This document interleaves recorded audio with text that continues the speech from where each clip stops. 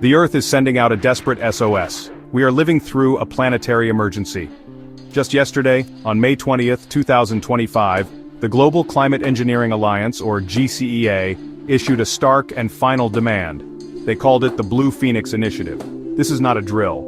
This is an ultra-urgent appeal for immediate action. The GCEA states unequivocally that the narrow window to reverse climate damage has slammed shut.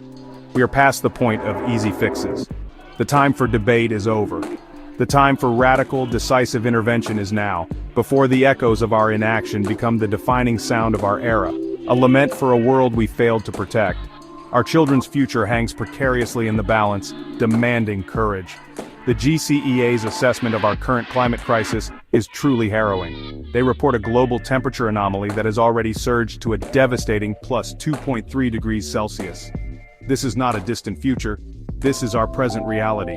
Critical ecosystems are collapsing before our very eyes.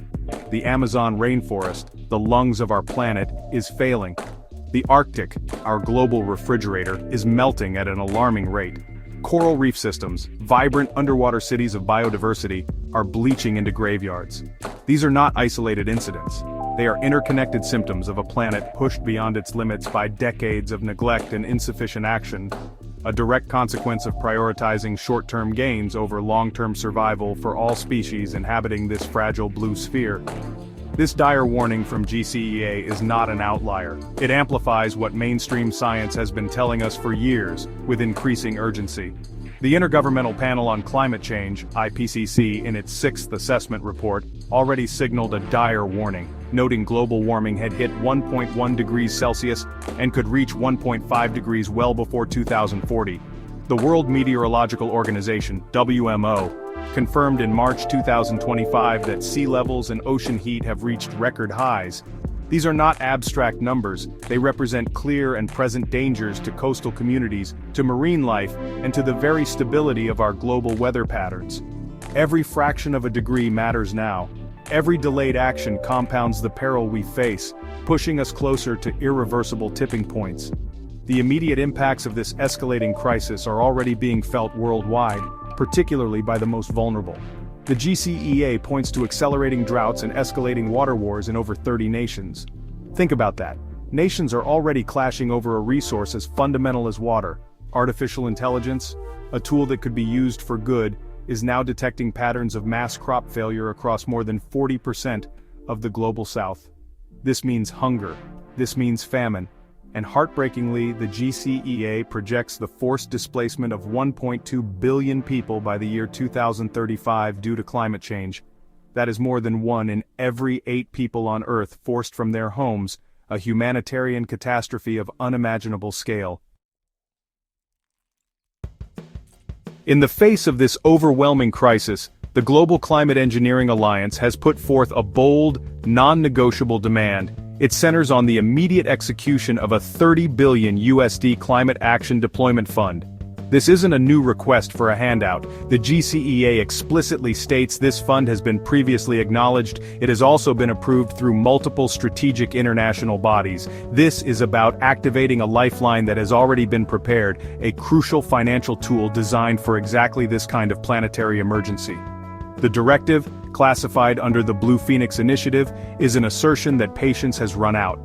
The gears of bureaucracy must now turn with unprecedented speed, because the planet cannot wait any longer for us to act. This $30 billion fund is not merely a sum of money, it is a critical mechanism invoked under an emergency clause. Its explicit purpose is planetary climate stabilization and geo-risk mitigation. We are talking about a direct intervention to try and pull our world back from the brink. The GCEA's directive underscores that this is not about politics or national interests in the traditional sense. It is about the collective survival of humanity and the biosphere. The funds are intended to be deployed rapidly, to finance solutions that can make a tangible difference in the short term, buying us precious time while we work on longer-term decarbonization efforts. This is a global emergency requiring a global, coordinated financial response without further delay. The GCEA's demand was not whispered in corridors. It was delivered directly to the doorsteps of global power. The recipients include some of the most influential financial and political leaders on the planet. Nathaniel Rothschild of the Rothschild Family Trust, the principal shareholders of BlackRock and Vanguard, giants of investment. Jens Stoltenberg, chairman of the Bilderberg Group, the executive board of the Bank for International Settlements, the board of governors of the U.S. Federal Reserve, the UN Secretary-General, Antonio Guterres, the president of the World Bank Group, and significantly, the president of the Republic of Indonesia, signaling a key nation's involvement. These are the entities with the capacity to unlock these funds and empower action. This call for $30 billion must be seen in the context of broader global climate finance discussions, yet it stands apart due to its sheer urgency. We know that COP29 in Baku recently agreed to scale up finance to developing countries, aiming for $1.3 trillion per year by 2035. That is vital for long-term adaptation and mitigation.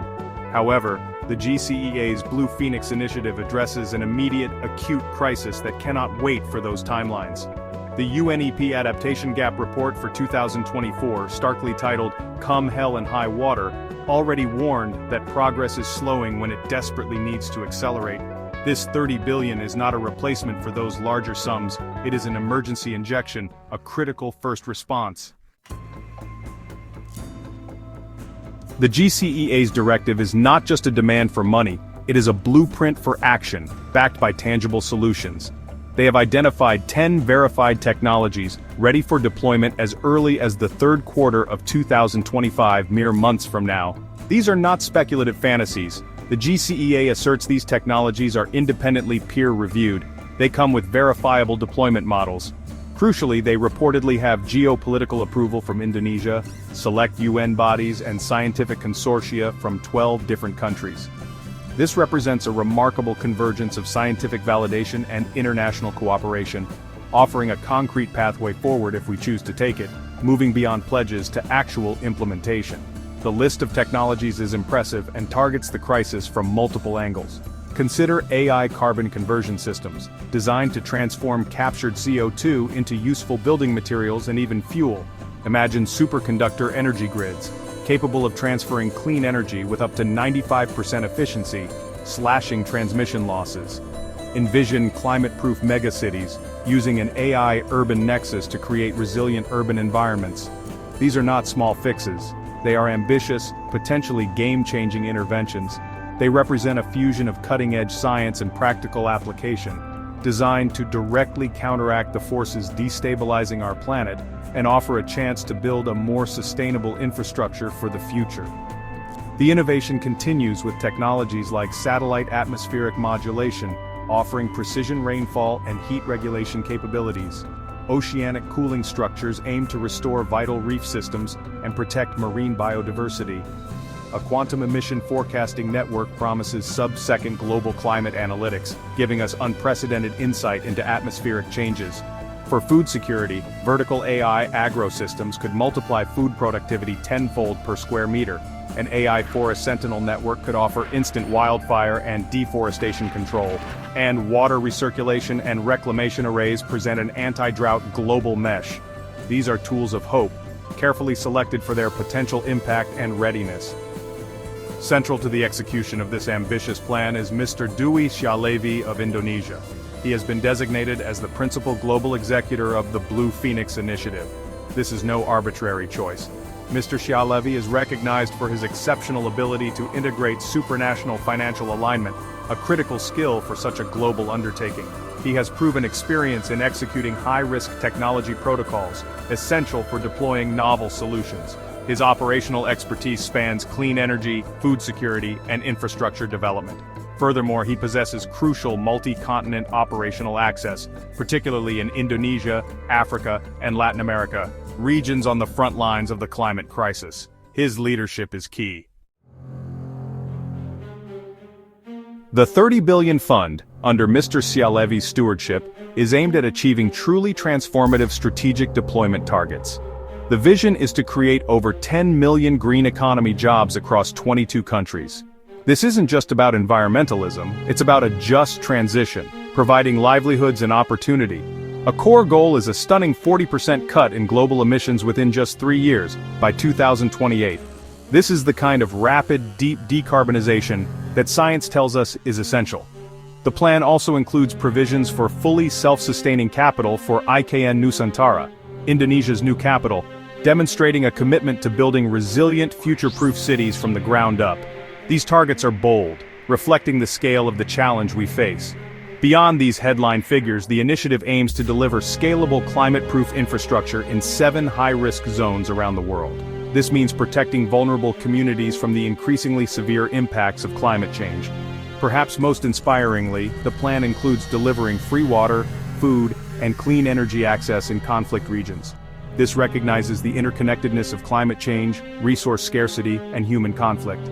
By addressing basic needs, the initiative seeks to foster stability and resilience where it is most desperately needed.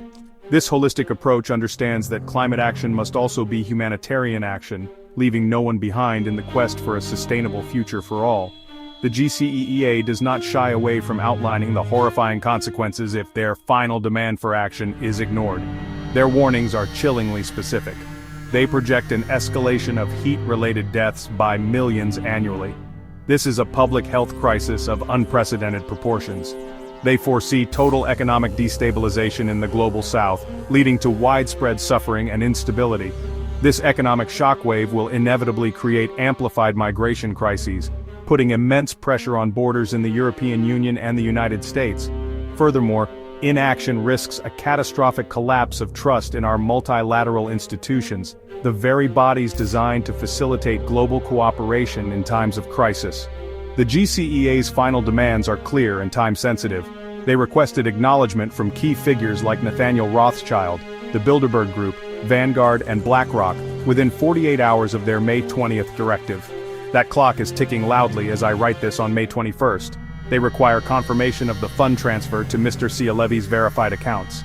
They demand the direct assignment of institutional liaisons from the BIS, UN, Federal Reserve, and World Bank. And finally, they call for the immediate activation of a joint oversight board, to be chaired by Indonesia and the UN Climate Office.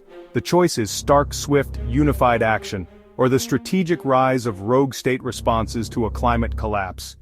We stand at a precipice. We must choose wisely. We must choose now.